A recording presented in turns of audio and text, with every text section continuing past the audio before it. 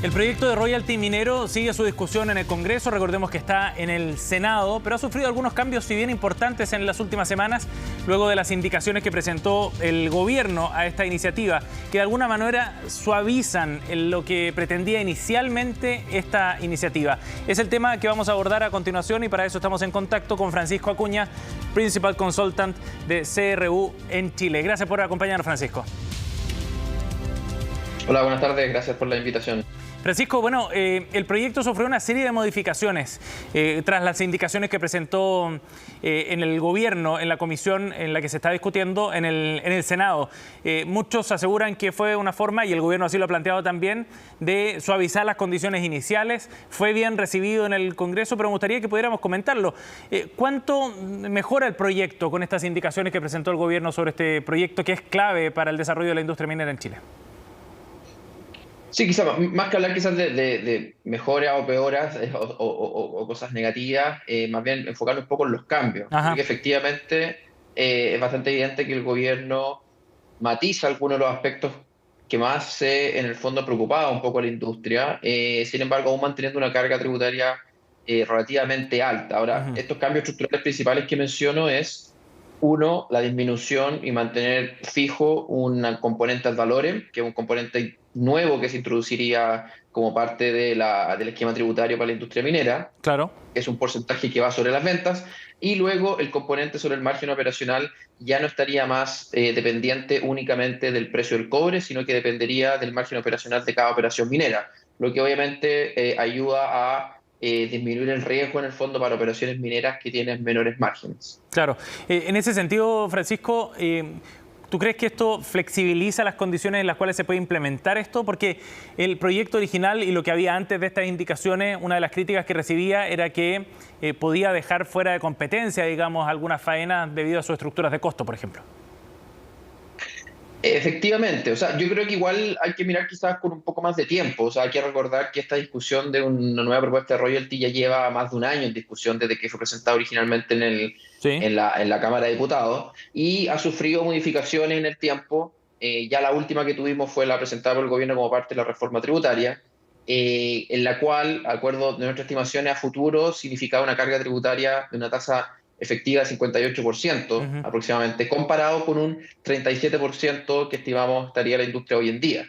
La última propuesta efectivamente modera este número y según nuestras estimaciones alcanzaría un 48%, o sea, aún unos 11 puntos porcentuales por sobre la carga tributaria actual. Entonces, si bien hubo estos cambios estructurales en el fondo que hacen, crean un esquema quizá un poquito que ayuda más a la competitividad, tasa efectiva también podría alcanzar niveles más altos. Ahora también, bueno, este punto, Francisco, disculpa un segundo, pero para detenernos en eso, es bien interesante porque esa carga tributaria probablemente sea el mejor indicador para ver cómo queda Chile también frente a otros países.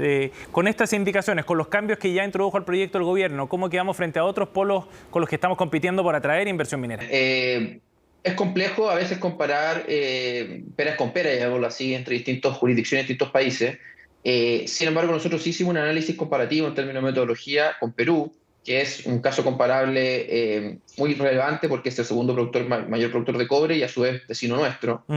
Bajo esta misma metodología, nosotros estimamos que la carga efectiva a los próximos años, en el fondo, sería un 42% para la industria en Perú, versus el que ahora proyectamos de 48% en el caso de Chile, y 37%, recordemos nuevamente, que es el caso base con el esquema antiguo. Entonces, en este contexto, en esta comparación, sí, en promedio, se estaría en el fondo por sobre un país comparable como en el caso de Perú. Ajá.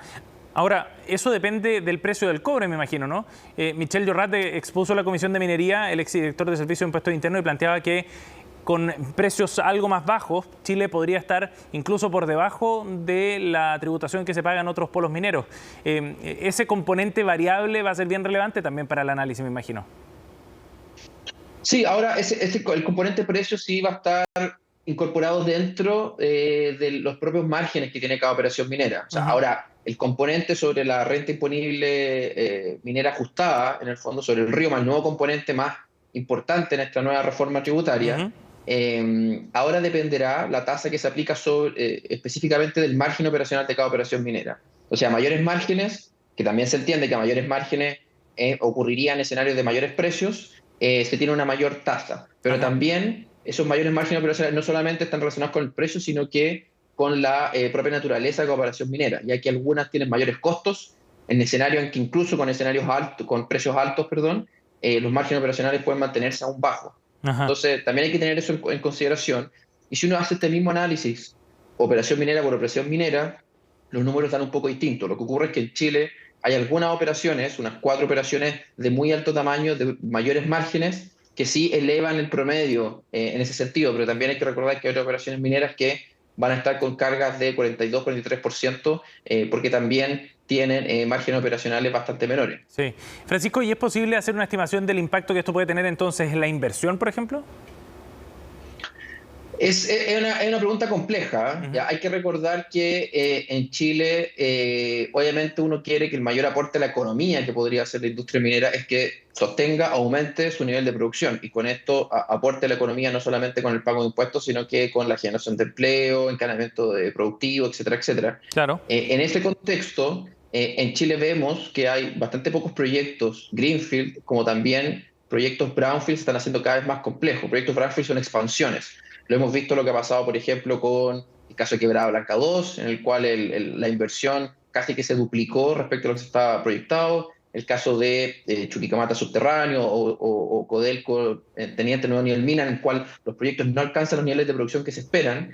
Estamos en el escenario en que los proyectos son altamente complejos, hay un volumen escaso de nuevos proyectos y, en el fondo, agregar a todo eso un esquema tributario mayor, en el fondo, que haría aún menos rentable eventualmente hacer otros proyectos, sí pone mucha presión respecto a qué podemos esperar en términos de inversión futura. Recordando de nuevo que no solamente mantener la producción actual requiere un nivel de inversión importante, y si estas rentabilidades están afectadas podría haber un impacto. Sí. Francisco, en este nuevo esquema, con los cambios de nuevo que ha introducido ya el gobierno, ¿qué rol va a tener el impuesto ad valorem? Fue un tema bien discutido también en el contexto en el que estaba la industria por estos días y en una consideración en la que se planteaba que este impuesto ad valorem, es decir, a la producción, a la extracción de los minerales, pudiera generar algún efecto mayor sobre la inversión. ¿Cuál es el rol en definitiva con este nuevo esquema? Mira, nosotros estimamos que con el nuevo esquema de toda la carga tributaria existente, o que existiría en el fondo, menos de un 5% estaría asociado al componente ad valorem. Lo cual es menor, entonces alivia un poco esos temores de que este componente podía dejar fuera de competitividad a Chile, lo que era, por ejemplo, para compararlo con un caso extremo, el caso de la propuesta original de la Cámara de Diputados, que tenía un componente ad valorem importantísimo que hacía que se alcanzaran niveles de carga tributarias totales de sobre casi un 70%. Entonces, hubo una moderación al respecto y creemos que ahora no tiene un componente, no va a tener un impacto tan relevante sobre la carga tributaria total en términos de números, en términos de valores pagados en el fondo como impuesto. ¿Y eso significa que tampoco tendría un gran impacto dentro de la recaudación? Efectivamente, o sea, el componente que mayor recaudación tendría sería el impuesto sobre la renta imponible operacional minera ajustada, el famoso RIOMA, que tendría un impuesto que sería esta tabla en función del margen operacional de cada operación minera.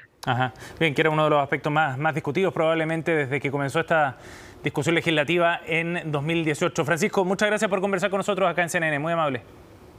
No, muchas gracias a ustedes. Gracias.